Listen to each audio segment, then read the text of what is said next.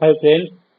তো বিগিনার ক্লাসের যে সেকেন্ড পার্টটা আজকে লঞ্চ করছি। আজকে আমি রেকর্ডিং করছি আর আজকে আমি এটা আপলোড করে দেবো। অনেকদিন পরে করছি কেন একটা ফ্যামিলি ইস্যুস ছিল, ঠিক আছে, যার জন্য আমি এটা করতে পারিনি। আর আজকে দেখো ক্লাসটা আমি করছি খুব কম সময়ের মধ্যে, ক্লাসটা তোমাদের নেব। আর ক্লাসটা কিরকম হচ্ছে তুমি দেখো, তোমাদের সবাই ভালো লাগবে। যেমন আমার হয় নর্মালি ক্লাসের স্টার্টিংয়েই ওয়েলকামের একটা দেই, যাতে সবাইকে একটু ভালো লাগে, ঠিক আছে।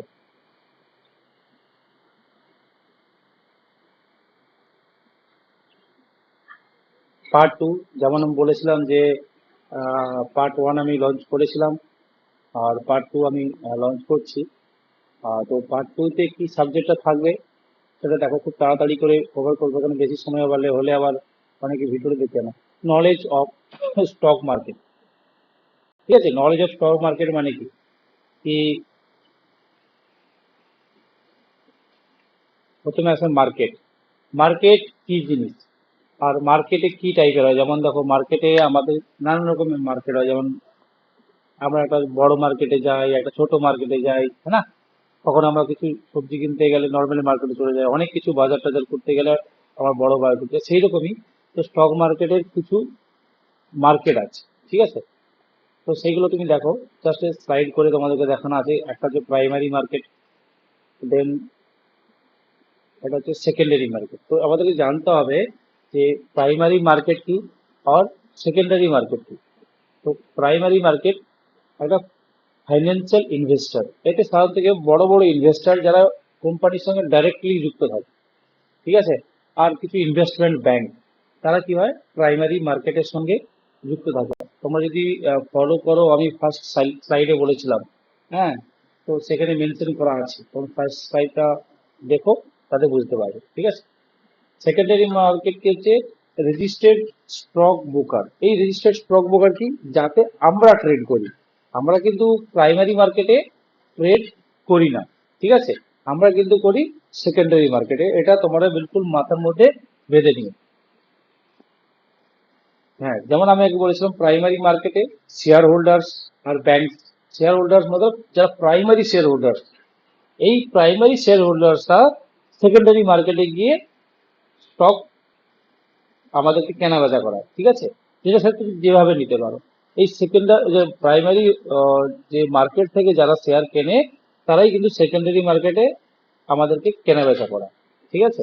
এটা একটা ফিক্সড প্রাইসের ভ্যালুতে, ঠিক আছে। অল ব্রোকারেজ আগেই বলেছি আমি, ঠিক আছে। আর যেখানে নিচে ক্লিয়ার এটা মেনশন এই জন্য করে দিলাম যে ট্রেডিং মার্কেট, সেকেন্ডারি মার্কেটটা ট্রেডিং মার্কেট, যেখানে আমরা ট্রেডিং করি। অ্যাটলিস্ট আমি আরেকবার কথা বলে দিই, হয়তো সেভাবে বোঝাতে পারছি না, ঠিক আছে। একটা অনেক বড় ফ্যামিলি ইস্যুস আমার মাথার এই চুল নেড়া হওয়ার, মানে বুঝতে পারলো তো। সেভাবে হয়তো তোমাদের বোঝাতে পারছি না। তো যেটুকু বোঝাতে পারছি এইভাবে নাও। তো অনেকটা গ্যাপ হয়ে গেছে, যার জন্য মানে চ্যানেলটার ভিউজও অনেক কমে গেছে। তো আমি আনবো বলেছিলাম, তাই আনছি তাড়াতাড়ি করে, আরো তাড়াতাড়ি করে আনার চেষ্টা করছি, ঠিক আছে।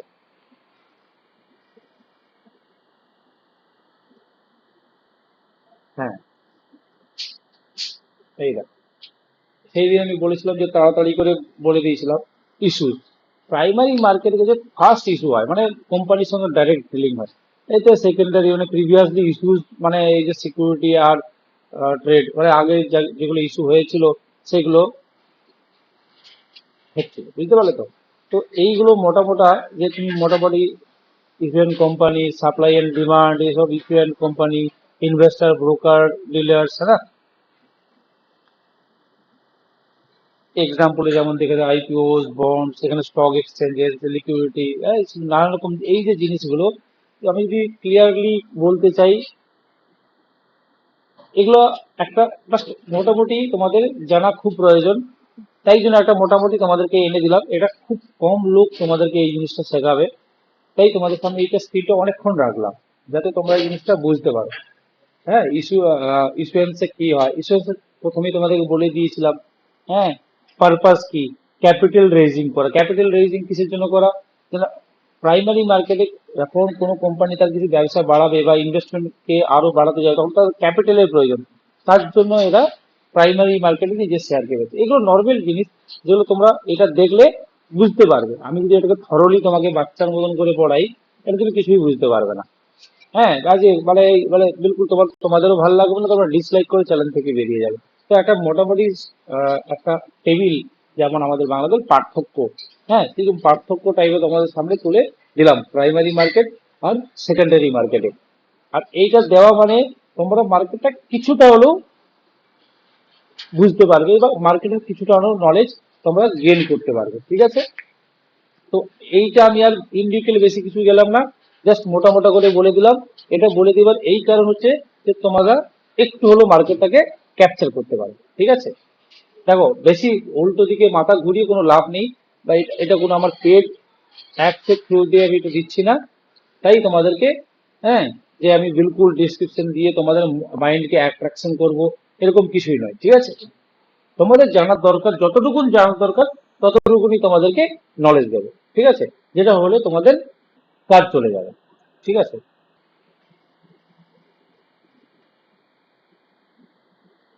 দেখো এই মেইন যেই জিনিসগুলো তোমাদের জানতে হবে ভাই, একটা দেখো দুটো ছবি তোমাদের জন্য বিলকুল ক্লিয়ার কাট আমি দুটো ছবি এনেছি। ন্যাশনাল স্টক এক্সচেঞ্জ, এটা হচ্ছে এটা, আর একটা হচ্ছে বোম্বে স্টক এক্সচেঞ্জ। নিশ্চয়ই দুটো ছবি দেখে তোমাদের খুব ভালো লেগেছে। ঠিক আছে, তো এটা ন্যাশনাল স্টক স্টক এক্সচেঞ্জ, যেটাকে কি বলে শর্ট ফর্মে NSE। আর একটা কি হচ্ছে বোম্বে স্টক এক্সচেঞ্জ, BSE। তোমরা নিশ্চয়ই স্টকের নিচে কোনটাতে NSE লেখা থাকে, কোনটাতে BSE লেখা থাকে। ঠিক আছে, তো দেখলেই তোমরা বুঝতে পারবে। লোকেশন মুম্বাই, একটা ফিফথ লার্জেস্ট স্টক এক্সচেঞ্জ। এটা এশিয়ার মধ্যে ফিফথ লার্জেস্ট স্টক এক্সচেঞ্জ, এটা মনে রাখবে কিন্তু, হ্যাঁ এটা খুব ইম্পর্টেন্ট কথা। এর ফাউন্ডেশন যেমন 27 নভেম্বর কবে তৈরি, এই নানান রকমের নর্মাল জিনিস। হ্যাঁ, এতে কি কারেন্সিতে হয়, ইন্ডিয়ান রুপিসে হয়, এটাও সেম। বুঝতে পারলে তো, এটা সিক্স লার্জেস্ট স্টক এক্সচেঞ্জ এশিয়ার মধ্যে। এটা মনে রাখতে হবে, এটা ফিফথ, এটা সিক্স। ঠিক আছে, সেম ইন্ডিয়ান কারেন্সি। তো এগুলো নর্মাল জিনিস, এইগুলোতে তোমাদের মাইন্ড বেশি ভারী করবো না। ঠিক আছে,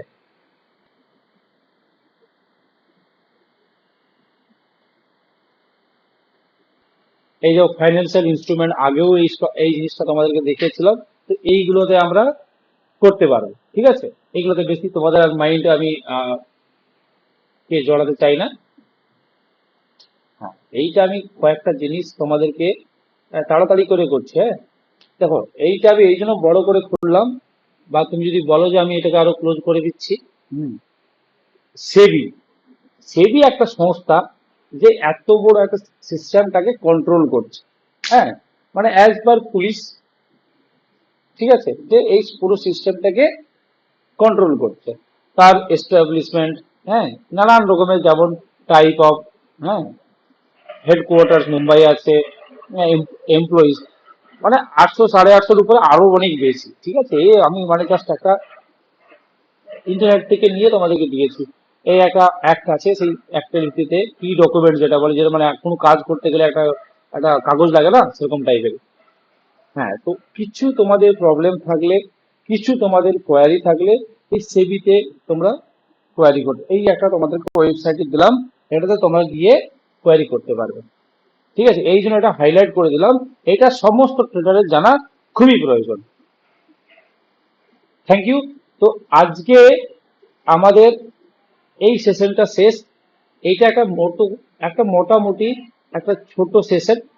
আর এই সেশনটা নেওয়া আমার মনে হয় খুব প্রয়োজন ছিল, যে মোটামুটি একটা স্টক এক্সচেঞ্জ সম্বন্ধে জানা বা মার্কেট সম্বন্ধে জানা একটা খুবই প্রয়োজন ছিল। তাই একটা মোটামুটি আমি ডিসক্রিপশন দিলাম। এটা জানাটা এই জন্য প্রয়োজন যে অনেক মানুষ ভুল ভ্রান্তিতে থাকে, যারা অনেক কিছুই জানে না, উল্টা পাল্টা করে বলে বন্ড, বন্ড কি জিনিস হয়, IPO কি জিনিস হয়। তো এই কথা বলে জানা দরকার, IPO কিন্তু মেন শেয়ার হোল্ডার। ঠিক আছে, IPO মেন শেয়ার হোল্ডার, যেটা কোম্পানি রাইজ করে। বুঝতে পারলে তো, চলো ঠিক আছে, এইখান পর্যন্ত আজকে আর থাক। আর এই ক্লাসটা যদি তোমাদের ভালো লাগে তো লাইক করে দিও, আর চাইলে কমেন্ট করে দিও। ঠিক আছে, চলো টাটা বাই বাই। আর তোমাদের দিন ভালো হোক। একটা পার্ট 2টা দিলাম, সেকেন্ডটাতে খুব তাড়াতাড়ি নিয়ে আসবো ট্রেডিং রিলেটেড। অনেকটা জানা হয়ে গেছে আমাদের, এইবারে আমরা ট্রেডিং এ গিয়ে কিভাবে একটু টাকা রোজগার করতে পারবো বা টাকা উপার্জন করতে পারবো সেই দিকে যাব। তো আমি চাইবো তোমরা প্রথম থেকে ভিডিওগুলো দেখো, তোমাদের আরো বেশি ভালো লাগবে। ঠিক আছে, চলো টাটা বাই বাই। লাইক করে দিও কিন্তু, ঠিক আছে, বাই।